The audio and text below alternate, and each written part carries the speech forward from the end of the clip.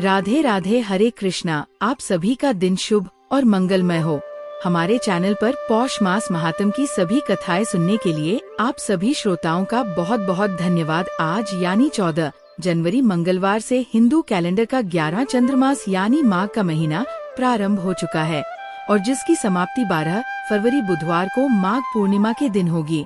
और इस बार माघ का महीना बहुत ही दुर्लभ संयोग के साथ यानी पुनर्व और पुष्य नक्षत्र के दुर्लभ संयोग के साथ प्रारंभ हो रहा है। तो आप माघ मास के पहले दिन जितना हो सके जब तक दान, ध्यान या जो भी धार्मिक कार्य है, जो भी आपकी सामर्थ्य है उसके अनुसार वो आप कर सकते हैं। माघ मास के जो भी व्रत नियम है, यदि आप प्रारंभ करना चाहते हो तो आज पहले दिन से ही माघ मास के नियमों का भी संकल्प लेकर आप प्रारंभ कर सकते हैं। जैसे कि हर दिन नियम से भगवान की कथाएं सुनने का नियम ले सकते हैं, दान देने का, तुलसी पूजा का, या फिर आप कोई व्रत पहली बार प्रारंभ करना चाहते हो तो उसका भी आप नियम संकल्प लेकर प्रारंभ कर सकते हैं। तो कुछ भी नए काम की शुरुआत करने के लिए आज का दिन बहुत ही शुभ है और आज मकर संक्रांति भी है। आप सभी को मकर संक्रांति की भी हार्दिक शुभकामनाएं। आज से आप हमारे इस चैनल पर हर दिन नियम से माघ मास महात्म की कथाएं सुनेंगे। उससे पहले बहुत ही कम शब्दों में हम जान लेते हैं माघ का महीना इतना पवित्र क्यों है। हमारे धार्मिक शास्त्रों में माघ मास का महत्व किस प्रकार से वर्णित किया गया है। तो देखिए, माघ महीने का जो नाम है वह मघा नक्षत्र होने के कारण ऋषि मुनियों ने इसका नाम माघ रखा है। माघ मास को भगवान श्री कृष्ण के माधव नाम से भी जाना जाता है और इस महीने में भगवान श्री कृष्ण कहते हैं कि जितना ज्यादा तीर्थ, स्नान, दान और पूजा पाठ की जाए तो उससे जाने अनजाने में वे सभी पाप नष्ट हो जाते हैं और सभी पुण्य फलों की प्राप्ति भी होती है। पद्म पुराण में कहा गया है कि माघ मास में जब होम और दान का विशेष महत्व है। इस महीने में सूर्योदय से पहले नहाने, कई तरह के दान और भगवान श्री विष्णु का स्तोत्र पाठ करने से भगवान विष्णु की विशेष कृपा होती है। माघ के महीने में भगवान विष्णु के वासुदेव रूप की पूजा करनी चाहिए और उगते हुए सूर्य को अर्घ देना चाहिए। इस मास में सूर्य नारायण के त्वष्टा रूप की पूजा करनी चाहिए। पुराणों में बताया गया है कि इस पवित्र मास में भगवान कृष्ण और शिव जी की पूजा भी करनी चाहिए। भगवान शिव की पूजा में तिल के तेल का दीपक लगाने से शारीरिक कष्ट नहीं होते। धार्मिक ग्रंथों में कहा गया है कि माघ महीने के दौरान मंगलवार और गुरुवार का व्रत करने से विशेष फल मिलता है। माघ मास में हर दिन नहाने के पानी में गंगाजल और तिल डालकर स्नान करना चाहिए। हो सके तो हर दिन नियम से किसी पवित्र नदी में स्नान करना चाहिए। ऐसा करने से कई जन्मों के पाप नष्ट होते हैं। और इस महीने में तांबे के बर्तन में तिल भरकर किसी योग्य व्यक्ति को दान में देना चाहिए। माघ महीने में पड़ने वाले कुछ प्रमुख व्रत और त्योहार इस मास की सकारात्मकता को और बढ़ाते हैं, जैसे कि सकट, चौथ, गुप्त, नवरात्रि, वसंत पंचमी, एकादशी जिनमें शक्तिला और जया एकादशी, मौनी अमावस्या और माघ पूर्णिमा। इन शुभ अवसरों पर स्नान दान करने की परंपरा है। ऋषि मुनियों की बनाई इन परंपराओं से आपसी प्रेम, सहयोग, त्याग, दया और खुशी की भावना बढ़ती है। इसीलिए तो हमारे सनातन धर्म में हर मास का विशेष महत्व बताया गया है। अब प्रारंभ करते हैं आज माघ मास महात्म का पहला अध्याय। उससे पहले आज आपको सुनाते हैं भगवान के एक डाकू भक्त की कथा। भगवान की भक्ति तो ऐसी है कि भगवान जिसे अपना भक्त चुन लेते हैं, चाहे वो डाकू हो, निर्दय हत्यारा हो या कोई भी पापी क्यों ना हो। यदि उस पर भगवान की दया होती है तो उसका जीवन कैसे परिवर्तित हो जाता है, यह आप जानेंगे आज की इस कथा को सुनकर। डाकू भगत सिन्हा की कथा, जिसे आप पूरा सुने बिना तो रह ही नहीं पाएंगे। तो चलिए शुरू करते हैं। आज की कथा बहुत पहले की बात है। एक धनी गृहस्थ के घर में भगवत कथा का बड़ा सुंदर आयोजन हो रहा था। माघ का महीना था, शुक्ल पक्ष की रात का समय था। कथावाचक पंडित जी विद्वान तो थे ही, अच्छे गायक भी थे। बीच बीच में भगवत संबंधी भावपूर्ण पदों का मधुर कंठ से वो गान भी करते। पहले उन्होंने श्रीमद् भागवत के आधार पर संक्षेप में भगवान के जन्म की कथा सुनाई। फिर नंदोत्सव का वर्णन करते करते एक मधुर पद भी गाया। कथा का प्रसंग आगे चला। श्रोता गण व्यवहार की चिंता और शरीर की सुधि भूलकर भगवत आनंद में मगन हो गए, मस्त हो गए। बहुतों के शरीर में रोमांच हो आया, कितनों की आंखों में तो आंसू छलक आए। सभी तन्मय हो रहे थे भगवान की कथा लीला श्रवण में ऐसा ही तो आनंद आता है, ऐसा ही तो रस है तो कभी भी कथा सुनते समय इस बात की चिंता नहीं करनी चाहिए कि कथा कितनी लंबी है। आपको तो बस अपने मन की आंखों से भगवान की इन सब लीलाओं को मन की आंखों से देखना चाहिए और कथा का श्रवण करना चाहिए। ठीक उसी समय सुयोग देखकर एक डाकू उस धनी गृहस्थ के घर में घुस आया। उसने सोचा, सभी लोग तो कथा सुनने में मगन हो रहे हैं, यही अवसर है कि मैं इस घर से सारा सोना चांदी सारा धन लूट लूं। और वह चुपचाप सोना चांदी धन रत्न आदि ढूंढने लगा। लेकिन भगवान की ऐसी लीला कि बहुत कोशिश करने पर भी उस घर में उसके हाथ कुछ नहीं लगा। वह जिस समय कुछ ना कुछ हाथ लगाने के लिए इधर उधर ढूंढ रहा था, खोज रहा था, उसी समय अचानक उसका ध्यान उस कथा की ओर चला गया। कथावाचक पंडित जी महाराज उस समय ऊंचे स्वर से कह रहे थे कि प्रातः काल हुआ, पूर्व दिशा उषा की मनोरम ज्योति और अरुण की लालिमा से रंग गई। उस समय व्रज की झांकी अलौकिक हो रही थी। गौवे और बछड़े सिर उठा उठाकर नंद बाबा के महल की ओर बड़ी इच्छा से, बड़ी कामना से देख रहे थे कि अब हमारे प्यारे श्री कृष्ण हमें आनंदित करने के लिए आ ही रहे होंगे। और ठीक उसी समय भगवान श्री कृष्ण के प्यारे सखा श्री दामा सुदामा वसुदा आदि ग्वाल बालों ने आकर के भगवान श्री कृष्ण और बलराम जी को बड़े प्रेम से पुकारा, अरे हमारे प्यारे कन्हैया आओ ना, अरे अब तक तुम सो ही रहे हो, देखो तो जरा, गौवे तुम्हें देखे बिना रंभा रही है और हम भी कितनी देर से खड़े हैं। चलो चलो वन में गौवे चराने के लिए चलते हैं दाऊ दादा, और तुम इतनी देर से क्या कर रहे हो।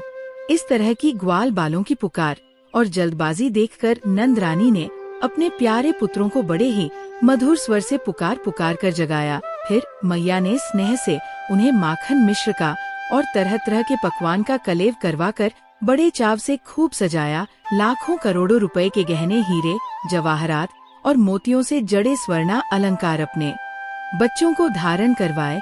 मुकुट में, बाजूबंद में, हार में जो मणियागर थी उनके प्रकाश के सामने प्रातः काल का उजाला फीका पड़ गया। इस तरह भली भांति सजाकर नंदरानी ने अपने लाडले पुत्रों के सर गुथे और फिर बड़े प्रेम से गौ चराने के लिए उन्हें विदा कर दिया। यह सारी बातें कथावाचक पंडित जी सामने बैठे हुए श्रोता गणों को सुना रहे थे। ये सारी बातें डाकू ने भी सुनी। उस डाकू ने सुनी जो हमेशा धन रत्न जवाहरात आदि लूटने के लिए हमेशा लाले रहता था। उसने बस इतनी ही बातें कथा के बीच में से सुनी और तो कुछ उसने सुना ही नहीं था। अब वो सोचने लगा कि अरे ये तो बड़ा अनुपम संयोग है कि मैं तो छोटी मोटी चीजों के लिए इधर उधर मारा मारा फिरता हूँ और यह तो अपार संपत्ति हाथ लगने का अवसर है।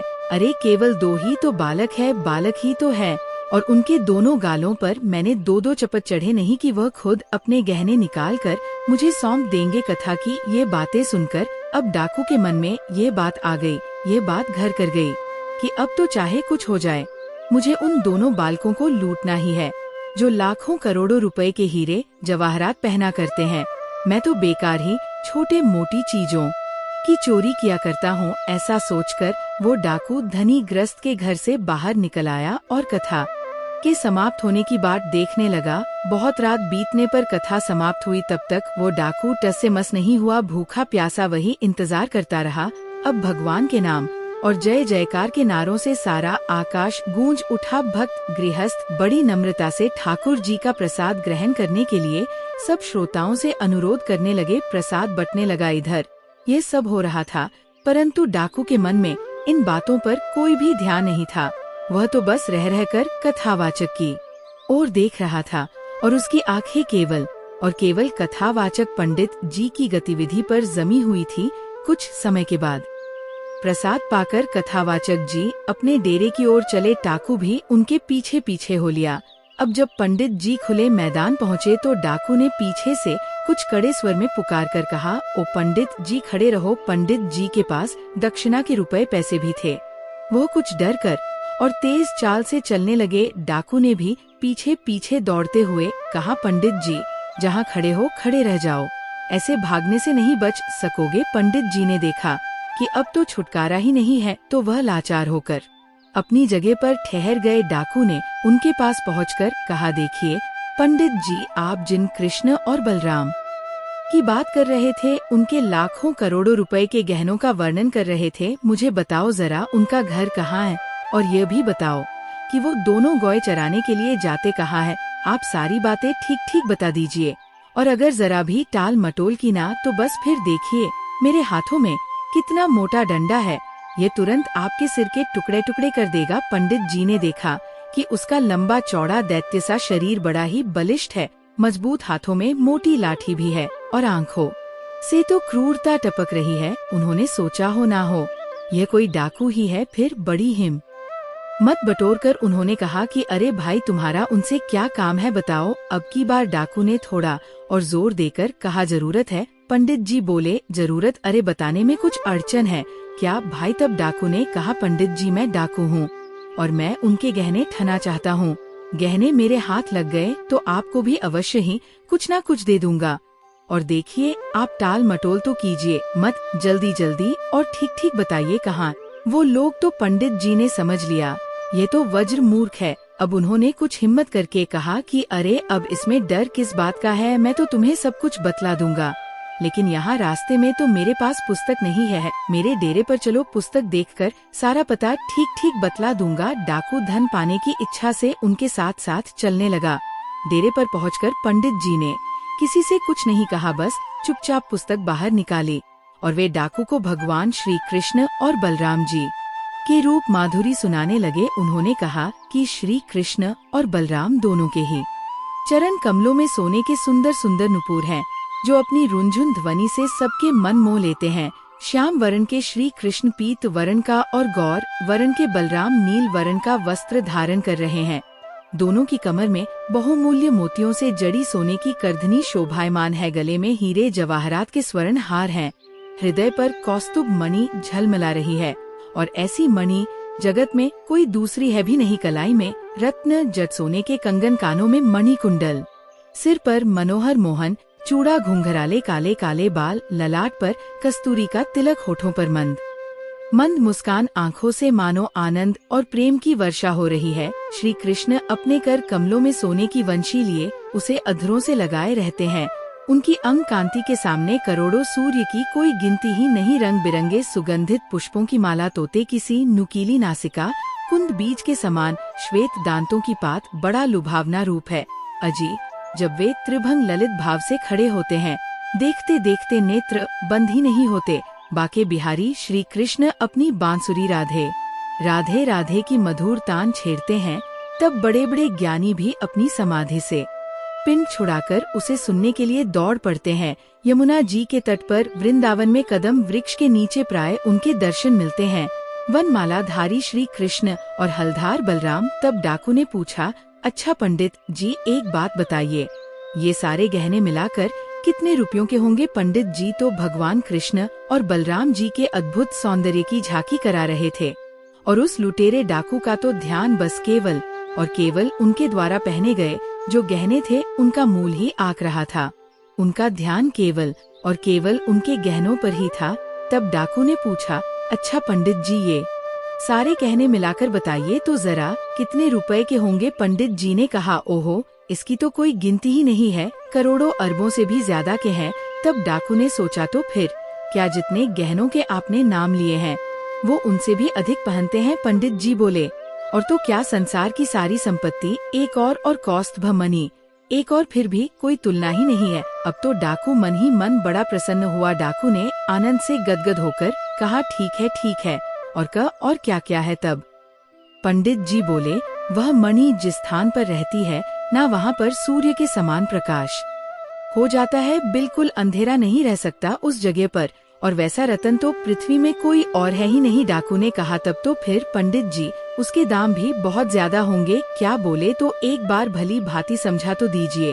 हाँ पंडित जी, एक बात तो मैं भूल ही गया, वो सारे गहने लूटने के लिए मुझे किस ओर जाना चाहिए?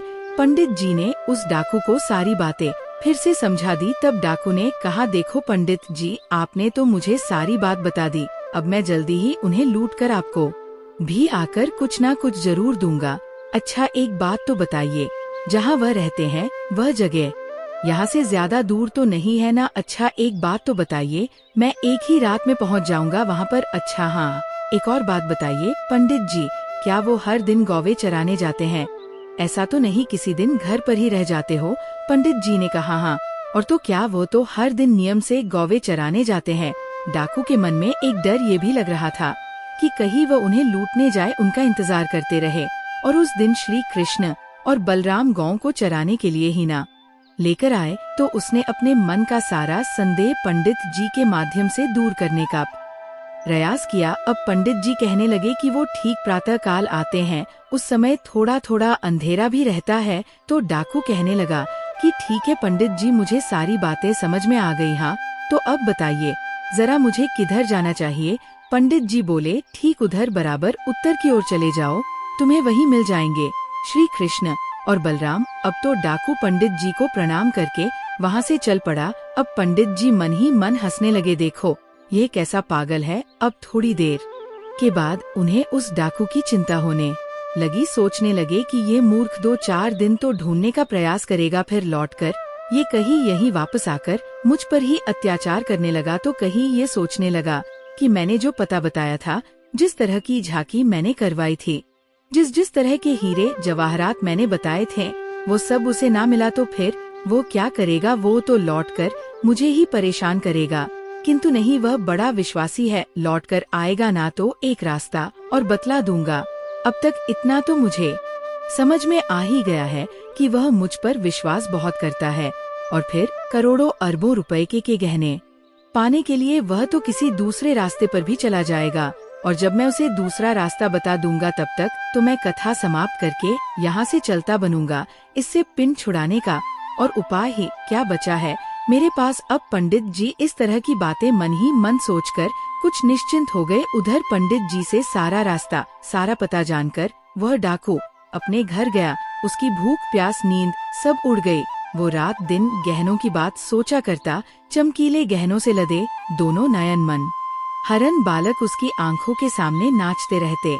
अब तो डाकू के मन में एक ही धुन थी, उनके गहने लूटना। अब अंधेरा हुआ, डाकू ने लाठी उठाकर कंधे पर रखी और वह पंडित जी की बताई हुई उत्तर दिशा की ओर चल पड़ा। वह उत्तर भी उसकी अपनी धुन का ही था, दूसरों के देखने में शायद तो वह दक्षिण ही जा रहा हो। उसे तो इस बात का भी पता नहीं था कि उसके पैर धरती पर पड़ रहे हैं या फिर कांटों पर चलते चलते। एक जगह पर डाकू की आँख खुली, उसने देखा बड़ा सुंदर हरा भरा वन है और वहाँ पर एक नदी भी कलकल करती बह रही है। उस नदी का पानी बड़ा मीठा था। उसने सोचा और फिर निश्चय किया कि यही है, परंतु उसने आसपास नजरें घुमाई तो वहाँ पर कदम का पेड़ उसे दिखाई नहीं दिया। अब उसने सोचा वह कदम का पेड़ जो पंडित जी बता रहे थे वो कहाँ मिलेगा। अब डाकू बड़ी सावधानी के साथ एक एक वृक्ष के पास जाकर कदम को पहचानने की चेष्टा करने लगा। अंत में वहाँ पर उसे एक कदम का वृक्ष मिल ही गया। अब तो उसके आनंद की सीमा नहीं रही। उसने बड़ी चैन की सांस ली, आसपास आंखें दौड़ाई। एक छोटा सा पर्वत, घना जंगल और गिव के चरने का हरा भरा मैदान भी दिख गया। हरी हरी धूप रात के स्वाभाविक अंधेरे में घुल मिल गई थी। फिर भी उसके मन के सामने गांव के चरने और चराने वालों की छटा छिटक ही गई।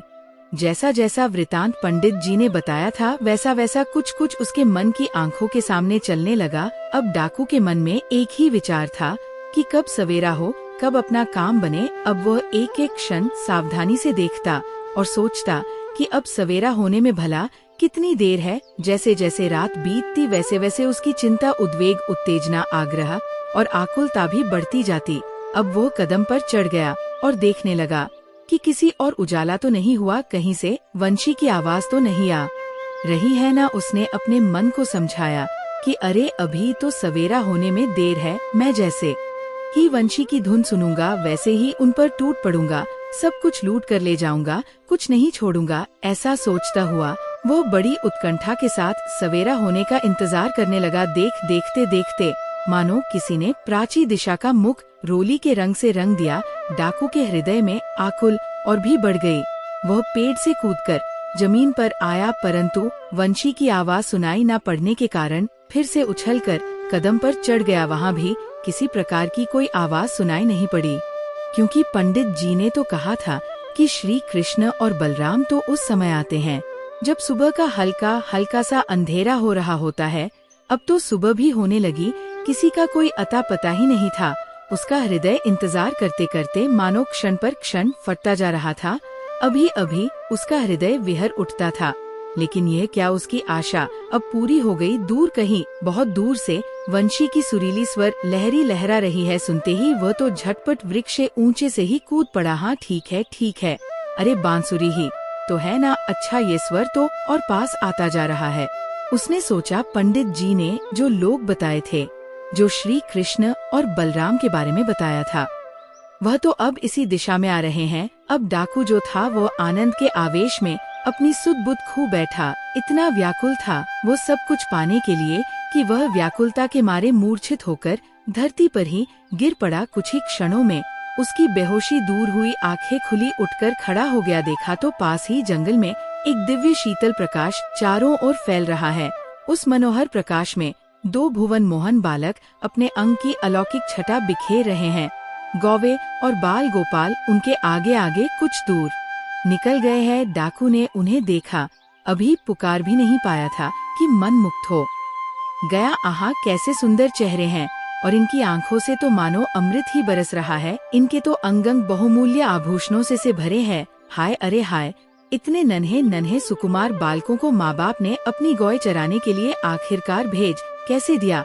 ओहो, मेरा तो जी भरा आता है, मन चाहता है मैं तो बस और बस केवल इन्हें ही देखता रहूं। अरे ये बालक तो ऐसे मन को मोह रहे हैं कि इनके गहने उतारने की बात तो क्या, इन्हें तो और भी सजाना चाहिए ना। मैं इनके गहने नहीं छीनना ना गहने, मैं तो बिल्कुल गहने छीन ही नहीं सकता। अरे जब मैं गहने ही नहीं छीन सकता तो फिर भला मैं यहाँ आया ही क्यों, मैंने इतना इंतजार किया ही क्यों। ठीक है, मैं गहने छीन लूंगा, हाँ, लेकिन मैं इन्हें मारूंगा नहीं। वो डाकू जो एक बार अपने मन में ये सोच रहा था कि करोड़ों अरबों के जो गहने उन्होंने पहने होंगे, अगर वह अपनी मर्जी से नहीं देंगे तो मैं जबरदस्ती उनसे छीन लूंगा, और तब भी ना माने तो एक दो डंडे उन्हें या चपत उन्हें लगा दूंगा, तब तो वह मुझे गहने दे देंगे। लेकिन अब अपने सामने प्रत्यक्ष उनकी छवि देखकर डाकू के मन में ऐसा आने लगा, ये इतने सुकुमार बालक, इनकी छवि कितनी निराली है। अरे भला इनके गहने लूटने की तो बात दूर है, इन्हें तो और गहनों से लाद देना चाहिए, इनका तो खूब श्रृंगार करना चाहिए। फिर उसके मन में आया कि नहीं, मैं तो इतनी रात भर इंतजार करता रहा, अब गहने तो मुझे छीनने ही पड़ेंगे। हाँ, लेकिन मैं इनके साथ कोई जोरदार नहीं करूँगा, इन्हें बिल्कुल नहीं सताऊंगी, मारूंगा नहीं। फिर अचानक वो सोचने लगा, बाबा रे बाबा, मुझसे ये काम नहीं होगा। धत तेरे की यह मोच हो कैसा। अरे मैं तो डाकू हूँ, डाकू और एक डाकू के मन में दया, बस मैं अभी गहने छीन लेता हूँ। ऐसा कहते कहते वह डाकू श्री कृष्ण और बलराम जी की ओर दौड़ा। उसके मन में ये सारे प्रश्न, ये असमंजस की स्थिति लगातार चल रही है। ऐसा कहते कहते जब वह उनकी ओर दौड़ा तो भगवान श्री कृष्ण और बलराम जी के पास पहुंचकर उनका स्वरूप देखते ही एक बार फिर से उसकी चेतना लुप्त हो गई। उसके पैर लड़खड़ाए और वो वही गिर पड़ा, फिर उठा, फिर कुछ देर टकटकी लगाए देखता रहा, आंखें आंसुओं से भर आई। फिर ना मालूम क्या सोचा, हाथ में लाठी लेकर उनके सामने गया और बोला, कहीं से हिम्मत बटोर कर बोला, खड़े हो जाओ, सारे गहने निकाल कर मुझे दे दो। तब श्री कृष्ण कहने लगे, गहने? अरे भला भाई, हम अपने गहने तुम्हें क्यों दे? डाकू कहने लगा, दोगे नहीं? जरा ये मेरी लाठी की ओर देखो। श्री कृष्ण बोले, लाठी से क्या होगा? डाकू कहने लगा, अच्छा क्या होगा, गहना ना देने पर मैं तुम्हारा सिर तोड़ डालूंगा।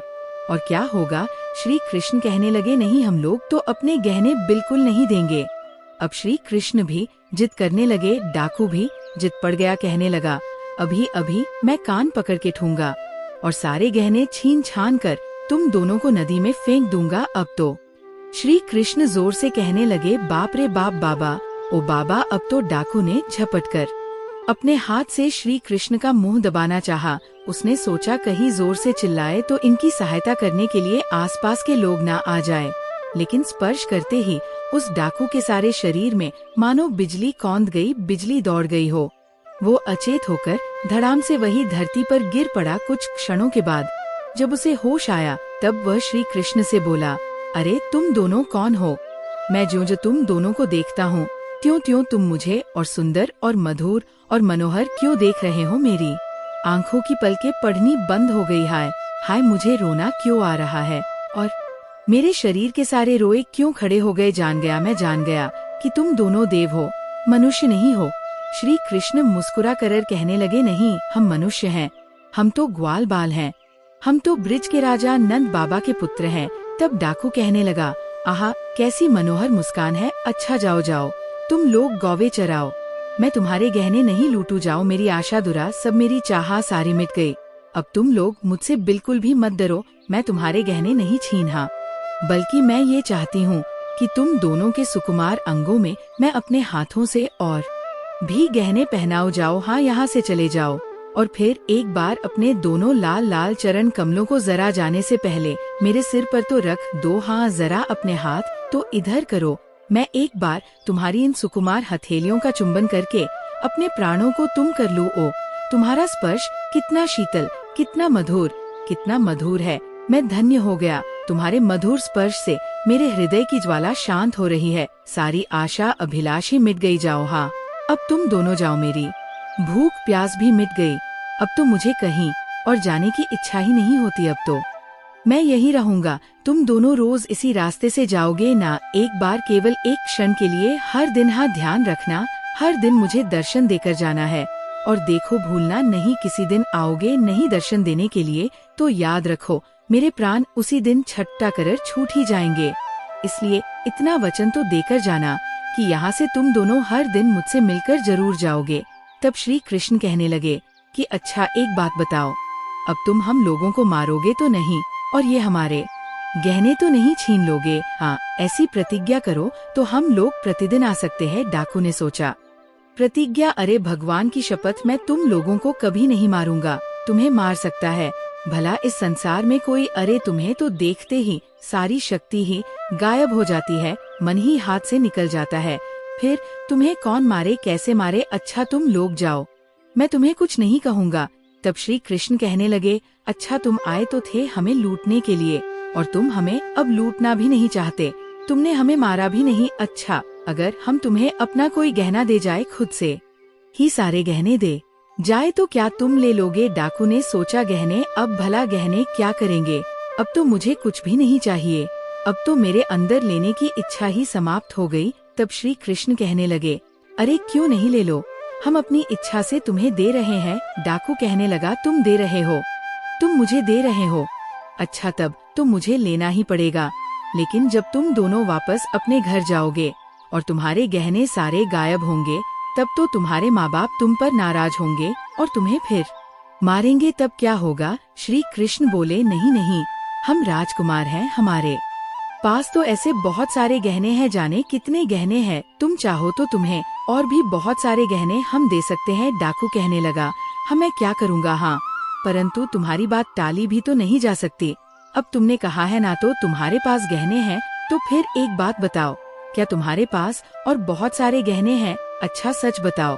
श्री कृष्ण कहने लगे हैं, नहीं तो क्या हम बिना हुए ही दे रहे हैं?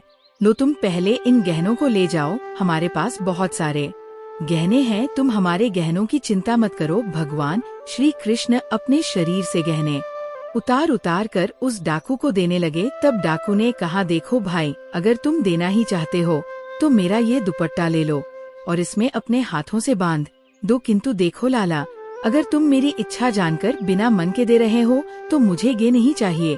मेरी इच्छा तो बस एक यही है कि रोज एक बार तुम्हारे मनोहर मुखड़े को मैं देख लिया करूं और एक बार तुम्हारे चरण कमलों से अपने सिर का स्पर्श कर लिया करूं। श्री कृष्ण कहने लगे, नहीं नहीं, बेमन की बात कैसी, हम तो अपनी इच्छा से खुशी से तुम्हें दे रहे हैं, तुम फिर आना, तुम्हें इस बार और अधिक कहने देंगे। श्री कृष्ण ने डाकू के हाथ से वो दुपट्टा लिया और उस दुपट्टे में सारे गहने बांध दिए। अब डाकू ने गहने की पोटली हाथ में लेकर कहा, क्यों भाई, मैं फिर आऊँगा तो तुम मुझे और गहने दोगे ना? गहने चाहे मत देना, लेकिन अपने दर्शन जरूर दे देना। श्री कृष्ण ने कहा, अवश्य गहने भी देंगे और दर्शन दोनों देंगे। अब डाकू बड़ी खुशी से गहने लेकर अपने घर के लिए रवाना हुआ। डाकू आनंद के सागर में डूबता उतराता घर लौटा। दूसरे दिन रात के समय कथावाचक पंडित जी के पास जाकर उसने सारा वृतांत कहा और गहनों की पोटली ले जाकर उनके सामने रख दी और बोला, देखिए देखिए तो पंडित जी कितने गहने लेकर आया हूँ, आपकी जितनी इच्छा हो, ना सारे गहने ले लीजिए, आपको सारे चाहिए आप सारे ले लीजिए, या अपनी इच्छा अनुसार जो जो आपको अच्छा लगे वो गहना आप ले लीजिए। पंडित जी उसने और गहने देना स्वीकार किया है। पता है वो ये कह रहा था कि तुम कल फिर आना, मैं कल तुम्हें और ज्यादा गहने दूंगा। पंडित जी ने ये सब सुना तो ये सब देखकर सुनकर हैरान रह गए। फिर उन्होंने बड़े आश्चर्य के साथ कहा कि मैंने जिनकी कथा कही थी उनके गहने तू ले आया। डाकू बोला, तब क्या पंडित जी, देखी ना, ये खुद देखिए, ये सोने की वंशी, ये सिर का मोहन चूड़ामन, आपने यही सब तो बताया था ना। पंडित जी ने सुना, हक्के बक्के रह गए। बहुत सोचा, बहुत विचारा, परंतु वे किसी निश्चय पर नहीं पहुंच सके। जो अनादि अनंत पुरुषोत्तम है, बड़े बड़े योगी सारे जगत को तिनके के समान त्याग कर, भूख प्यास नींद की उपेक्षा करके सहस्त्र सहस्त्र वर्षों तक ध्यान में मगन रहते हैं, जिनकी कामना करते हैं, परंतु फिर भी उनके दर्शन से वंचित ही रह जाते हैं। उन्हें ये डाकू देख आया, उनके गहने भी ले आया। नाना, असंभव है, ऐसा तो हो ही नहीं सकता। परंतु ये क्या, ये चूड़ामन, ये बांसुरी, ये गहने सभी तो अलौकिक है, इसे ये सब कहाँ और किस तरह से मिल गए भला, कुछ समझ में नहीं आता। क्षण भर ठहर कर पंडित जी ने उस डाकू से कहा, क्यों भाई, तुम मुझे उनके दर्शन करा सकते हो? तो डाकू बोला, क्यों नहीं, कल ही मेरे साथ चलिए ना। पंडित जी पूरे अविश्वास के साथ केवल उस घटना का पता लगाने के लिए अगले दिन डाकू के साथ चल पड़े और फिर नियत स्थान पर पहुंच गए। पंडित जी ने देखा, एक एक सुंदर सा वन है, छोटी सी नदी बह रही है, बड़ा सा घास का मैदान और वही पास में कदम का वृक्ष भी है।